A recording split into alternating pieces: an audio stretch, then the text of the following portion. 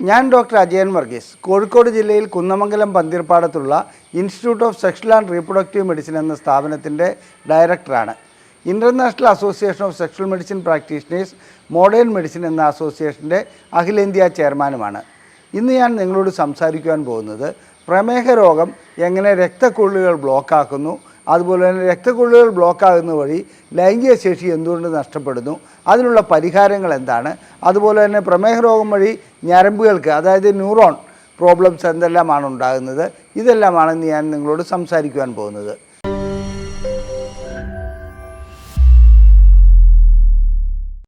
സാധാരണഗതിയിൽ പ്രമേഹം ബാധിക്കുന്ന ഒരു വ്യക്തിയെ സംബന്ധിച്ചിടത്തോളം അദ്ദേഹത്തിൻ്റെ ഓരോ കോശങ്ങളും ഇഞ്ചിഞ്ചായി മരിച്ചുകൊണ്ടിരിക്കുകയാണ്.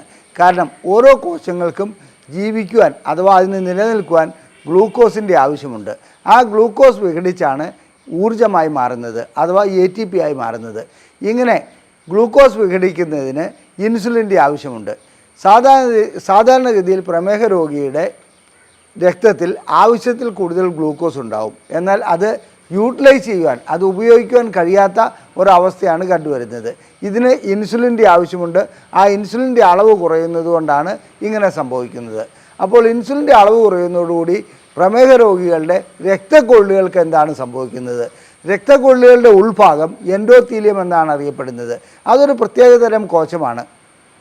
ഈ എൻഡോത്തീലിയം സാധാരണഗതിയിൽ പ്രമേഹമുള്ള വ്യക്തികൾക്ക്, അത് ഞാൻ നേരത്തെ സൂചിപ്പിച്ചോണം, അവർക്ക് ഊർജ്ജം ലഭിക്കാത്തത് കൊണ്ട് അഥവാ ഗ്ലൂക്കോസ് വേണ്ടത്ര ലഭിക്കാത്തത് കൊണ്ട് അവരുടെ എൻഡോത്തീലിയം തകരാറിലാകുന്നു.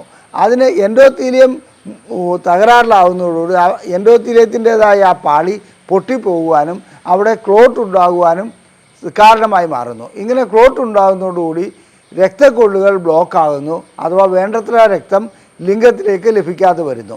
ഇത് ലിംഗത്തിൻ്റെ കാര്യം മാത്രമല്ല, ഓരോരോ അവയവങ്ങൾക്കും ഇത് തന്നെയാണ് സംഭവിക്കുന്നത്.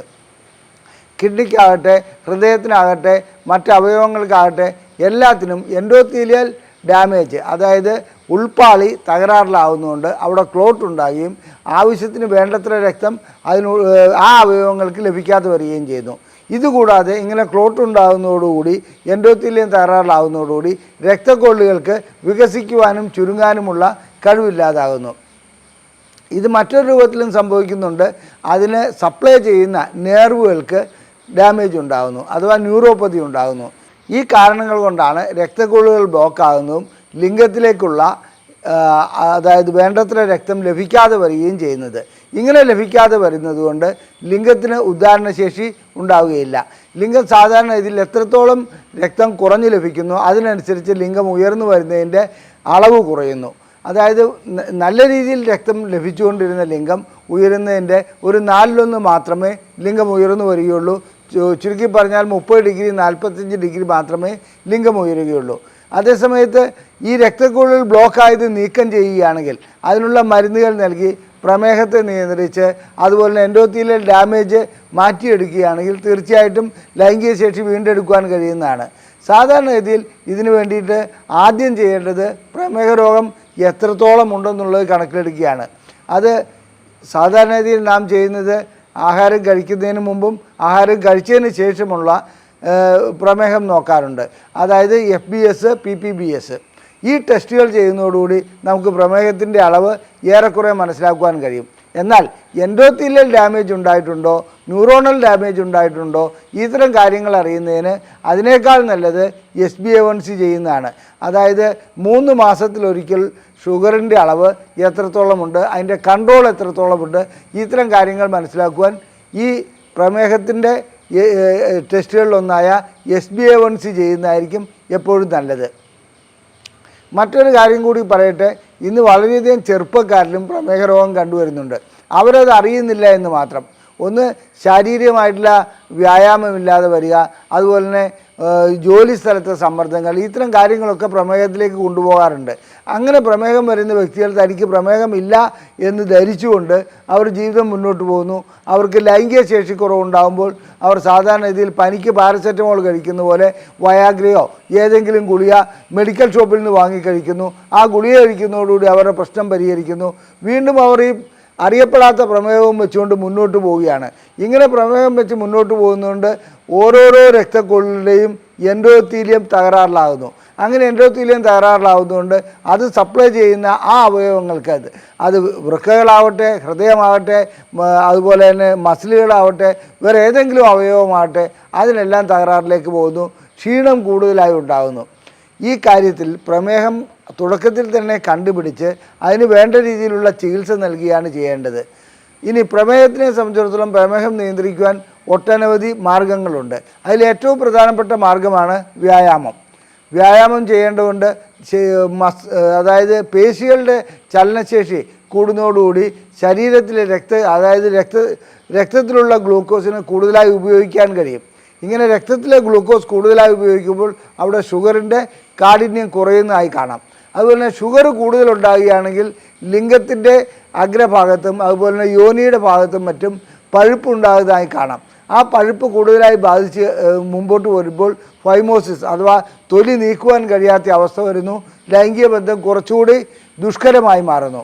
നാം മനസ്സിലാക്കേണ്ട ഒരു കാര്യം, പ്രമേഹം ഉണ്ടാകുന്നതിൻ്റെ പ്രധാനപ്പെട്ട കാരണം നമ്മുടെ ശാരീരികമായിട്ടുള്ള ഇല്ലായ്മയും അതുപോലെ തന്നെ ജനിതകമായ ഘടകങ്ങളും പിന്നെ മാനസിക സമ്മർദ്ദങ്ങളും മറ്റുമാണ്. ഇത്തരം കാര്യങ്ങളെല്ലാം ഉള്ള ഒരു വ്യക്തിയെ സംബന്ധിച്ചിടത്തോളം അവർക്ക് ജനിതകമായ ഘടകങ്ങളില്ലെങ്കിൽ, അതായത് തകരാറുകളില്ലെങ്കിൽ വളരെ വൈകിയ പ്രമേഹം ചിലപ്പോൾ ഉണ്ടായെന്ന് വരികയുള്ളൂ. എന്നിരുന്നാലും എത്ര ചെറിയ രീതിയിലുള്ള ലൈംഗിക പ്രശ്നങ്ങൾ കാണുകയാണെങ്കിലും ഏറ്റവും ആദ്യം ടെസ്റ്റ് ചെയ്യേണ്ട ഒരു കാര്യം പ്രമേഹം ഉണ്ടോ ഇല്ലയോ എന്നുള്ളതാണ്. പ്രമേഹമുണ്ടെങ്കിൽ അതിനനുസരിച്ചുള്ള ചികിത്സ നൽകാതെ വെറും ഗുളികകൾ മാത്രം വാങ്ങിക്കഴിച്ച് മുമ്പോട്ട് പോവുകയാണെങ്കിൽ അവരുടെ പ്രമേഹം മൂർച്ഛിക്കും. അതുപോലെ തന്നെ ലൈംഗിക ശേഷി വീണ്ടെടുക്കാൻ കഴിയാത്ത രീതിയിൽ തകരാറിലാവുകയും ചെയ്യും. ചില വ്യക്തികളെ സംബന്ധിച്ചിടത്തോളം അവർക്ക് ഒരു മരുന്നും കഴിക്കാതെ പ്രമേഹം നിയന്ത്രിച്ചുകൊണ്ട് പോകാൻ കഴിയും. അതിൻ്റെ കാരണം അവർ പ്രമേഹത്തിൻ്റെ തുടക്കത്തിലെ അവസ്ഥയാണെങ്കിൽ അവരുടെ ശരീരത്തിൻ്റെ ഭാരമാണ് നോക്കേണ്ടത്.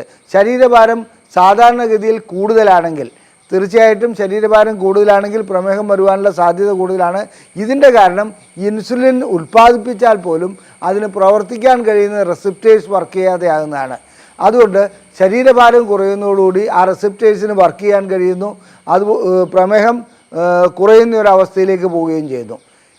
ശരീരഭാരം കുറയ്ക്കുക എന്നുള്ളത് പ്രമേഹം കുറയ്ക്കുന്നതിൻ്റെ ആദ്യ പടിയാണ്. അതിനുശേഷം ആഹാരത്തിലുള്ള നിയന്ത്രണങ്ങൾ.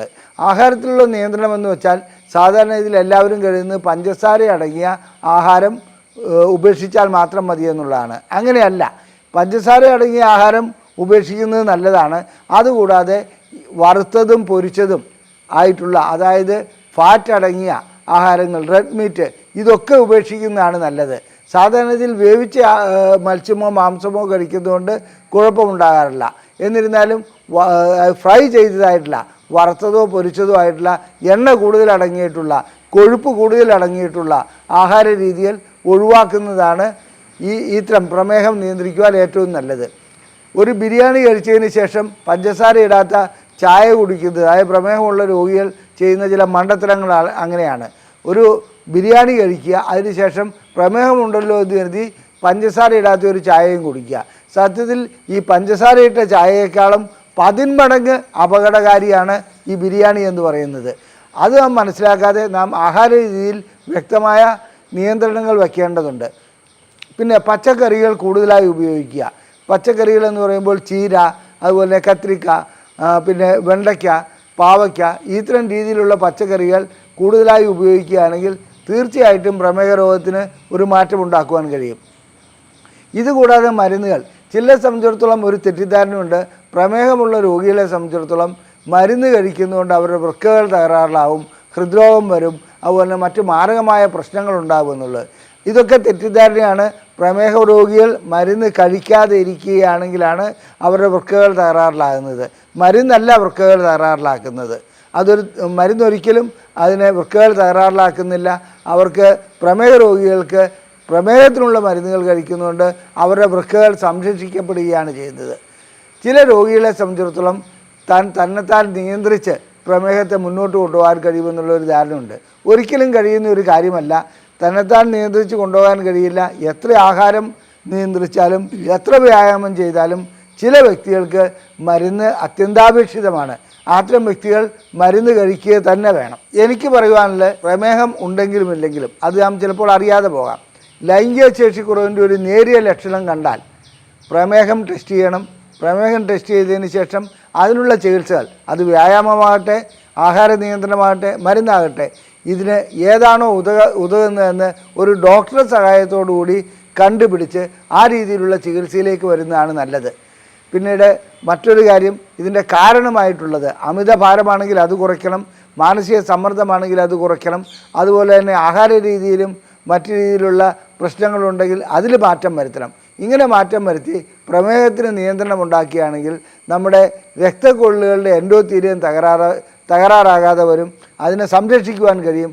അങ്ങനെ സംരക്ഷിക്കുന്ന വഴി ലൈംഗിക ശേഷി വീണ്ടെടുക്കുവാനും കഴിയും. വളരെ തുടക്കത്തിൽ തന്നെ ചികിത്സ ചെയ്തു പോവുകയാണെങ്കിൽ, പ്രമേഹത്തിനുള്ള ചികിത്സ ചെയ്തു പോവുകയാണെങ്കിൽ പ്രായം കൂടുന്തോറും ഗുരുതരമായ അവസ്ഥകളിലേക്ക് പോവുകയില്ല. ഇല്ലെങ്കിൽ പ്രായം കൂടിക്കഴിഞ്ഞാൽ ലൈംഗിക ശേഷി വീണ്ടെടുക്കുവാൻ കഴിയാത്ത ഒരവസ്ഥയിലേക്ക് പോകാറുണ്ട്. 40-45 വയസ്സുള്ള വ്യക്തികൾ ലൈംഗിക ശേഷി വീണ്ടെടുക്കുവാൻ കഴിയാതെ ശസ്ത്രക്രിയകളിലേക്കും മറ്റും പോകേണ്ടി വരുന്നതിൻ്റെ പ്രധാന കാരണം അവർ തുടക്കത്തിൽ തന്നെ പ്രമേഹത്തിന് വേണ്ടത്ര ചികിത്സ നൽകിയില്ല എന്നുള്ളതാണ്. അതുകൊണ്ട് ഒരു കാര്യം പറയട്ടെ, പ്രമേഹ രോഗികളുടെ കൂടപ്പിറപ്പാണ് ലൈംഗിക ശേഷിക്കുറവ്. അതിന് പരിഹാരം കണ്ടെത്തുന്നത് ചികിത്സ വഴിയായിരിക്കണം. അതല്ലാതെ നാം ചില അനുമാനങ്ങളിൽ കൂടി മുന്നോട്ട് പോയിട്ട് ഒരു കാര്യവുമില്ല.